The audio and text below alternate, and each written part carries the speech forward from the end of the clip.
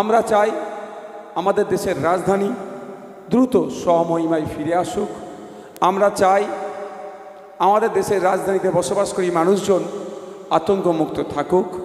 আমরা চাই যারা এই ধরনের হিংসাত্মক, যারা এই ধরনের কাপুরুষের মতো কর্মকাণ্ড করে নিরীহ ভারতীয় নাগরিকদের উপরে অত্যাচার চালালো, আমাদের সহনাগরিককে খুন করলো, সহনাগরিককে পরিবারকে সর্বশান্ত করলো, সহনাগরিককে আহত করলো, এক কথায় বিশ্বের দরবারে আমাদের দেশের ভাবমূর্তি থেকে যারা আঘাত দিল সেই সমস্ত কুলাঙ্গারগুলোকে খুঁজে বার করার দাবি ভাঙড় জানাচ্ছে, ভাঙড়বাসী জানাচ্ছে।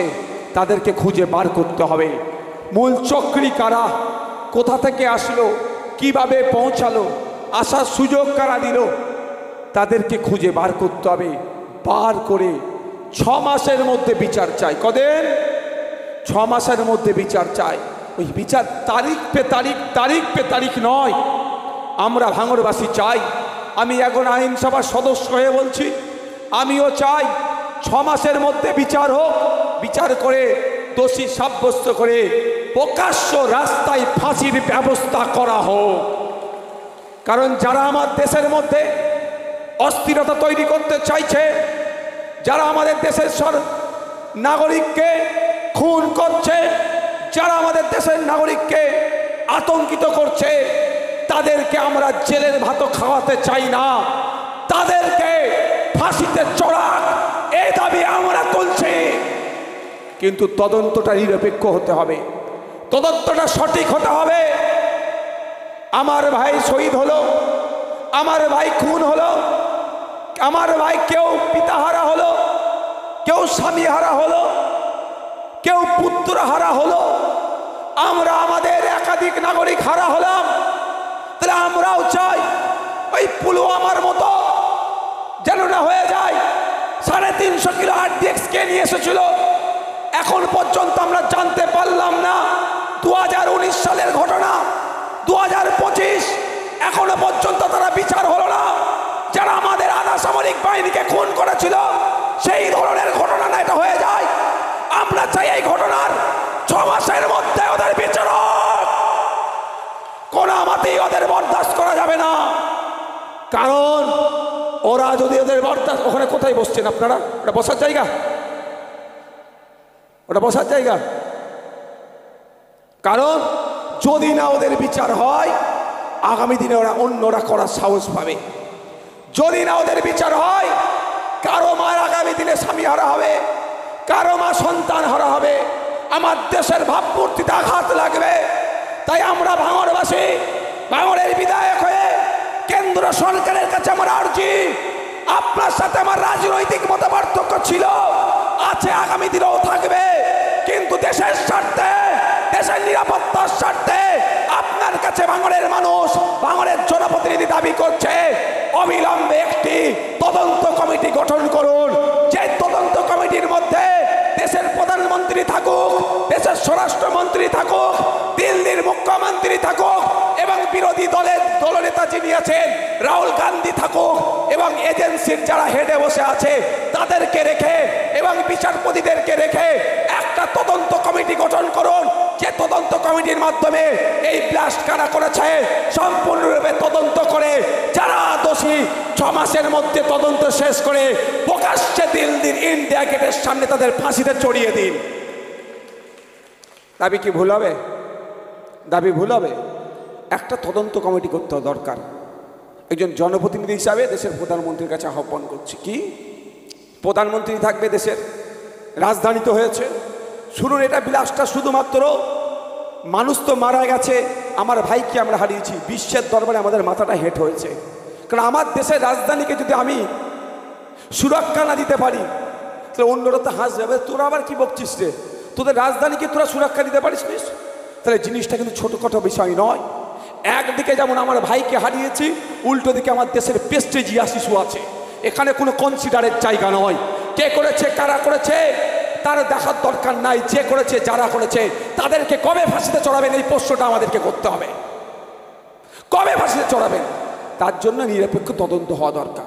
নিরপেক্ষ তদন্ত করতে গেলে কি হবে? যুক্তরাষ্ট্রীয় পরিকাঠামো, দিল্লির মুখ্যমন্ত্রী আছে, দিল্লিতে ঘটনা ঘটেছে, দেশের প্রধানমন্ত্রী, দেশের স্বরাষ্ট্রমন্ত্রী, দিল্লির মুখ্যমন্ত্রী, বিরোধী দলনেতা রাহুল গান্ধী এবং যে সমস্ত ন্যাশনাল লেভেলে রাজনৈতিক দলগুলো আছে, অল ইন্ডিয়া বেস্ট পার্টি, তাদের জনপ্রতিনিধিদেরকে নিক এবং যে সমস্ত আমাদের এজেন্সি আছে, র, এনআইএ, এনএসজি, এ ধরনের অনেক আমাদের এজেন্সি আছে, তাদের যারা টপ মোস্টে বসে আছে, টপ চেয়ারে আছে, তাদেরকে নিয়ে একটা কমিটি গঠন হোক। ওই কমিটি গঠন করে ওই কমিটির মাধ্যমে আর ওখানে বিচারপতিদেরকেও ইনক্লুড করা হোক।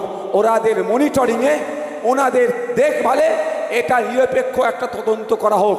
তদন্ত করে তদন্তটা 6 মাসের মধ্যে শেষ করতে হবে। কারণ যারা কুলাঙ্গার, যে দেশদ্রোহীগুলো এই কাজের সাথে যুক্ত, তাদেরকে জেলের ভাত খাওয়ানো যাবে না। কারণ ওই কুলাঙ্গার, ওই দেশদ্রোহীগুলো যে জেলের ভাত খাচ্ছে আপনার আমার ট্যাক্সের টাকা, যাকে খুন করলো ওরা, যার হাত উড়ে গেল, যার পা উড়ে গেল, যে স্বামী হারা হলো, যে পিতা হারা হলো, যে কে সন্তান হারা হলো, তাদেরও ট্যাক্সের টাকা ওখানে জেলের ভাতে ওরা খাবে, ওদের ওটাও খেতে দেওয়া যাবে না। তাই 6 মাসের মধ্যে কি করতে হবে? তদন্ত হোক। 6 মাসের মধ্যে তদন্ত কমপ্লিট করে যারা দোষী তাদেরকে কোথায়? ইন্ডিয়া গেটের সামনে ফাঁসিতে ঝুলানো হোক। সারা পৃথিবী দেখুক ভারতবর্ষে যারা সন্ত্রাসী কার্যকলাপ করবে, যাদের ইন্ধনে হবে, সেই ব্যাটাগুলোকে খুঁজে বার করতে হবে। যারা করেছে, যাদের ইন্ধনে হয়েছে, তাদেরকে ধরে প্রকাশ্যে ফাঁসিতে চড়াচ্ছে। শুধু ভারতবর্ষের কাছে বার্তা নয়, সারা পৃথিবীর কাছে বার্তা দেওয়া হবে। আমার এই মহান দেশ নানা জাতের, নানা ধর্মের, নানা ভাষার মানুষ বসবাস করে। আমাদের ইউনিটি স্ট্রেংথ, আমাদের পরিচয়। এখানে যারা সন্ত্রাসবাদী কার্যকলাপ করবে তাদের বিচার করে এই ইন্ডিয়া গেটের সামনে প্রকাশ্য ফাঁসিতে ঝুলিয়ে দেওয়া হবে। ইন্ডিয়া গেটের কথা কেন বললাম? ইন্ডিয়া গেটে লেখা আছে আমাদের শহীদানদের অনেক নাম, প্রায় 90,000 শহীদদের নাম লেখা আছে, যারা দেশকে স্বাধীন করার জন্য আছে না নাই। কারণ আমার দেশের মধ্যে যারা অস্থিরতা তৈরি করার চেষ্টা করবে তাদেরকে একটুও ছাড় দেওয়া যাবে না। তাই অনুরোধ করবো, আওয়াজ তুলতে হবে, আওয়াজ তুলতে হবে। অবিলম্বে নিরপেক্ষ তদন্ত করতে হবে। তো নিরপেক্ষ তদন্ত করতে গেলে সব ধরনের মানুষকে ওই কমিটির মধ্যে ঢোকাতে হবে। একদিকে বিচারপতি থাকবে, একদিকে আধিকারিকরা থাকবে, একদিকে শাসক দলের নির্বাচিত জনপ্রতিনিধিরা থাকবে, অপরদিকে সর্বভারতীয় ক্ষেত্রে যে সমস্ত রাজনৈতিক দলগুলো আছে তাদের নির্বাচিত জনপ্রতিনিধিরা থাকবে। এবং যেমন দেশের প্রধানমন্ত্রীকে রাখার জন্য থাকবে, দেশের প্রধান যিনি অপোজিশন লিডার তাকেও থাকার ব্যবস্থা করতে হবে। ওখানে ফাঁকা জায়গা আছে, রাস্তায় আপনারা দাঁড়িয়ে রাস্তাটা জ্যাম করছেন কেন বলুন তো ভাই?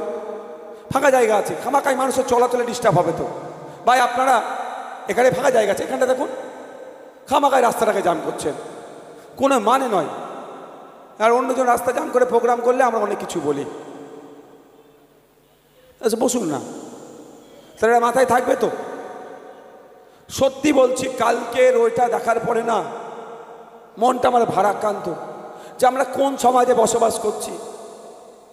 যে বা যারা করেছে তার বাড়িতেও তো সন্তান আছে ভাই, তারও তো পিতা আছে, তারও তো মাতা আছে, তারও তো বাচ্চা আছে, বা ভাইপো থাকতে পারে। তাদের কথা একবারও ভাবলাম না। কতগুলো নিরহ নিরপরাধ মানুষ, ভারতীয় নাগরিককে তারা খুন করে দিল, কত মানুষ ক্ষতিগ্রস্ত হলো। এর একটা বিহিত হওয়া দরকার। আর এই বিহিতটা ওই জন্য হবে কারণ যদি আমরা তৎক্ষণিক বিচার করতে পারি। না হলে কী হবে বলুন তো? ওই 5 বছর পরে কি হলো? আর মানুষ ওই 5 বছর হয়তো আবার যারা অমানুষ কোনো না আবার ঘটনা ঘটিয়ে দেয়। আমি দিল্লির ইন্ডিয়া গেটের সামনে কেন বললাম?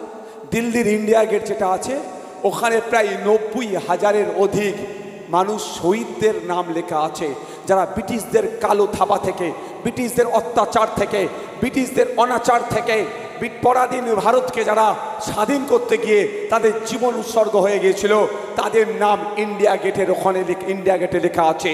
তাই তাদের নামকে সম্মান জানাতে, তাদের লড়াইকে আবার নতুন করে কুর্নিশ জানাতে যে তোমরা ব্রিটিশকে তাড়িয়েছ, তোমাদের লড়াই ব্রিটিশরা বাংলাদেশ ছাড়া হয়েছে, এখন এখানে দেশের মধ্যে যারা অরাজকতা করছে, তাই বাইরে থেকে এসুক আর দেশের মধ্যে থেকে এসুক, তাদেরকে আমরা কনসিডার করব না। তোমরা দেশের জন্য জীবন দিয়েছ, শহীদ হয়েছ, আর দেশের মধ্যে যারা ঢুকে বা দেশের মধ্যেই যারা থেকে দেশকে যারা অস্থিরতার দিকে ঠেলে নিয়ে যেতে চাইছে, দেশের নিরীহ নাগরিককে যারা খুন করছে, দেশকে যারা বিশ্বের দরবারে অপমান করছে, তো তাদেরকে এই গেটের সামনে আমরা ফাঁসিতে ঝুলিয়ে দিচ্ছি। কারো অসুবিধা হবে? কারো অসুবিধা আছে নাকি? না নামের টাইটেল ফাইটেল দেখবেন? আজকাল তো সমস্যা অনেক হয়ে গেছে ভাই, টাইটেল দেখে প্রতিবাদ হচ্ছে। যাক, আমি ওই বিষয়ে আর যাচ্ছি না।